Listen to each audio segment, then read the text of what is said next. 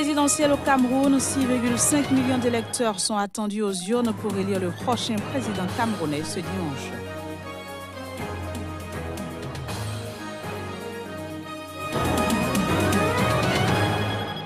Le Zimbabwe veut réduire le nombre d'emplois dans ses services publics. Objectif, rétablir la situation catastrophique des finances publiques qui impactent son économie.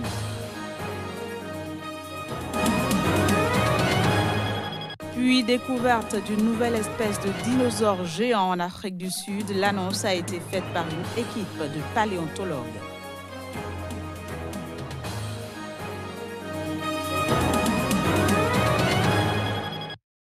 Dimanche 7 octobre 2018, bienvenue à toutes et à tous. Je l'ai annoncé en titre, au Cameroun se déroule ce dimanche le vote pour élire le nouveau chef d'État. Les bureaux de vote ont ouvert tôt ce matin. Quelques 6,5 millions de Camerounais devraient participer à cette élection. Ils auront à choisir entre 8 candidats dont le président sortant, Paul Biya. Voici le compte rendu. Sur les 25 millions d'habitants que compte le Cameroun, 6,5 millions d'électeurs sont attendus aux urnes ce 7 octobre. Les votants auront à choisir parmi 8 candidats dont le chef d'État sortant, Paul Biya, au pouvoir depuis 1982, qui brigue un 7e mandat consécutif. Le scrutin se déroule dans un contexte sécuritaire inédit au Cameroun. L'armée est déployée dans 3 des 10 régions du pays. Dans la région de l'extrême nord, d'abord, où les djihadistes de Boko Haram lancent des assauts répétés depuis 2014 sur les populations camerounaises, et dans les régions anglophones de l'ouest du pays. Dans ces 2 régions du nord-ouest et du sud-ouest, la guerre s'est installée depuis fin 2017, après plus d'1 an de crise socio-politique qui a lentement dégénéré en conflit armé. La tenue de ce scrutin paraît très incertaine dans ces régions où plus de 300 000 personnes ont dû fuir leur domicile. L'insécurité y a pris le pas sur la campagne. Aucun candidat ne s'est d'ailleurs rendu à Bouéa ou à Bamenda, où les coups de feu ont remplacé les traditionnels avertisseurs de voitures et sonos de meeting. Air Sénégal SA, lancé en mai dernier, a entamé vendredi ses liaisons internationales par un vol pour Abidjan, capitale économique ivoirienne. La compagnie desservira Paris à compter de février 2019. Les images. Le vol, assuré par un Airbus A319, reliera quotidiennement la capitale sénégalaise à Abidjan, capitale de Côte d'Ivoire, et Cotonou, capitale du Bénin. Durant cette même période, Air Sénégal développera son réseau ATR en proposant des vols à destination de Bissau et Banjul. À partir de la fin du mois, la location d'un second appareil permettra d'effectuer davantage de liaisons avec l'ouverture progressive des dessertes Praia, Conakry, Bamako et Ouagadougou, d'après la compagnie. Par ailleurs, l'entreprise ouvrira ses ventes sur la ligne Paris-Dakar à partir de février 2019. Air Sénégal SA, entièrement détenu par l'État, a débuté ses vols en mai et dessert Ziguinchor, la principale ville de la région touristique de Casamance. La société a été créée après la faillite en avril 2016 de Sénégal Airlines, qui avait elle-même remplacé en 2009 Air Sénégal International, propriété des États sénégalais et marocains. Le lancement de Air Sénégal SA est un des 3 volets d'un plan visant à faire du Sénégal un hub aérien régional avec l'aéroport international Blaise Diagne de Diass, inauguré en décembre 2017, et la réhabilitation des aéroports de province.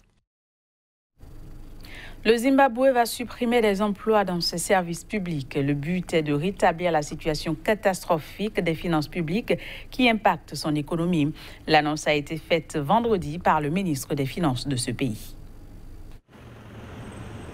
Le ministre des Finances du Zimbabwe a été on ne peut plus clair. L'État réduira les effectifs dans le public. Ainsi l'impose le programme de rétablissement des comptes publics du pays sur 2 ans. Professeur d'économie respecté, le ministre Mtuli Nkoubé a expliqué que ce n'est pas une décision facile pour le gouvernement. Il reconnaît que c'est sensible et que ça peut être un processus traumatisant, mais qui est nécessaire. Pour l'instant, le nombre de postes à supprimer n'est pas précisé, mais le nombre d'emplois publics au Zimbabwe est de 300 000. Ntuli Nkoubé a hérité d'une économie sortie exsangue des 37 années du règne autoritaire de Robert Mugabe. Le chômage y frappe plus de 90% de la population active et l'État peine régulièrement à payer ses fonctionnaires faute de liquidité. Le dégraissage annoncé vendredi visera en priorité les agents proches de l'âge de la retraite et ceux qui ne sont pas affectés au bon poste.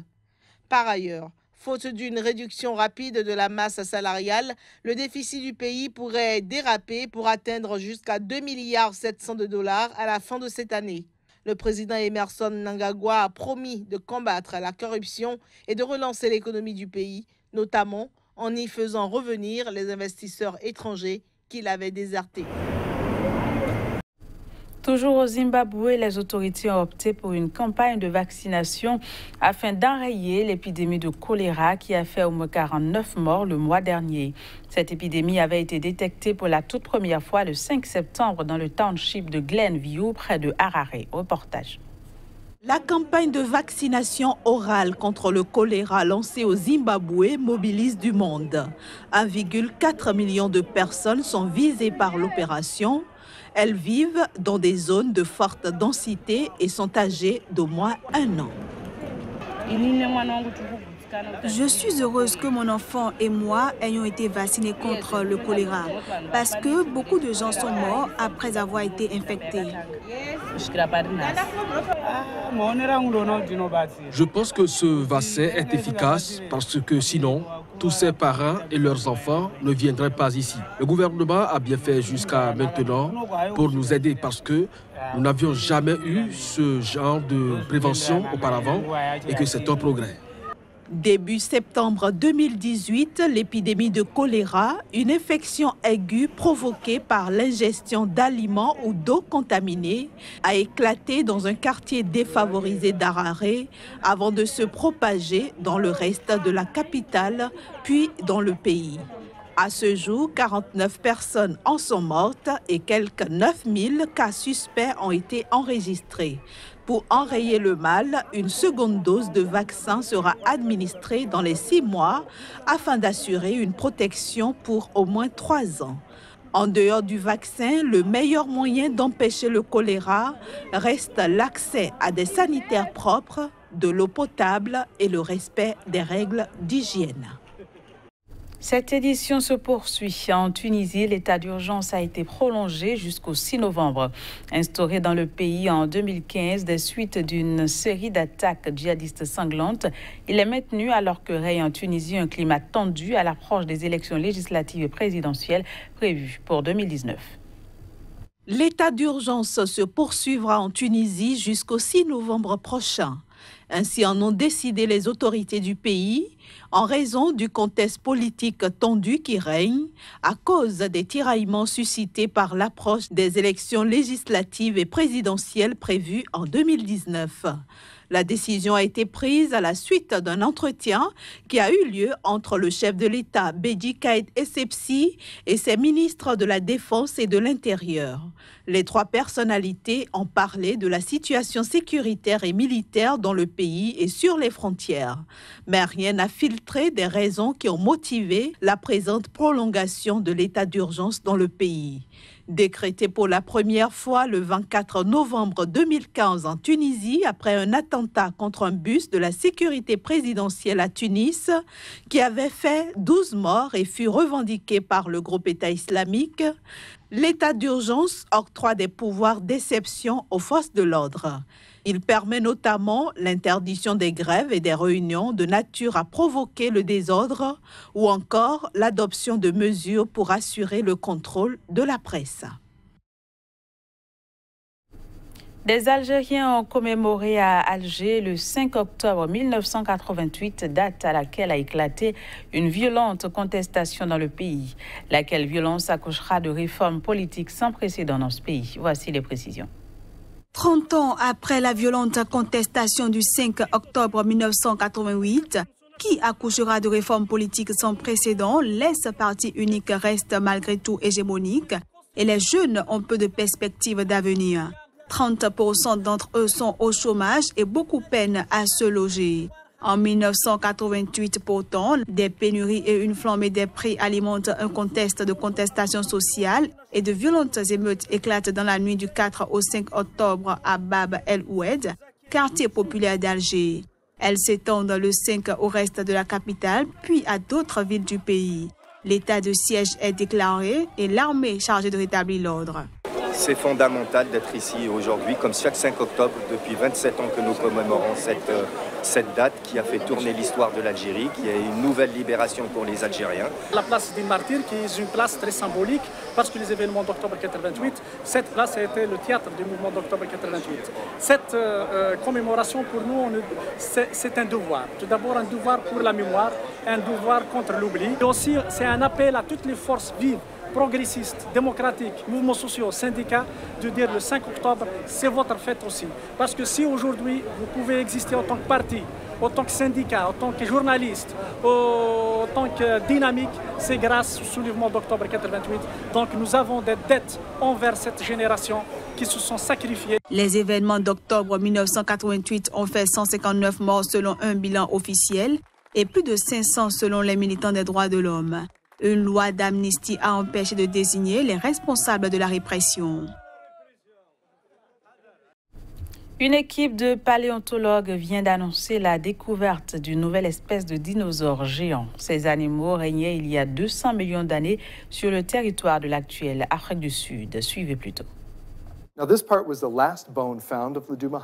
Ça, c'est le dernier os qu'on a trouvé pour l'Edoumardi. Et en fait, c'est notre responsable des collections, Sifelani Djira, qui a buté dedans avec son pied dans la poussière. Il l'a pris et il m'a demandé, c'est important ça? Je l'ai regardé, j'ai dit, ah oui, je crois que c'est vraiment important. Et quand on l'a fait préparer, on a tout de suite vu qu'on avait une nouvelle espèce.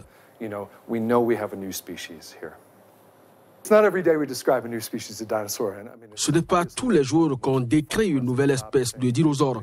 C'est clairement la partie la plus fun du boulot. Voilà quelque chose que la science ignorait hier et aujourd'hui, on en sait un peu plus là-dessus.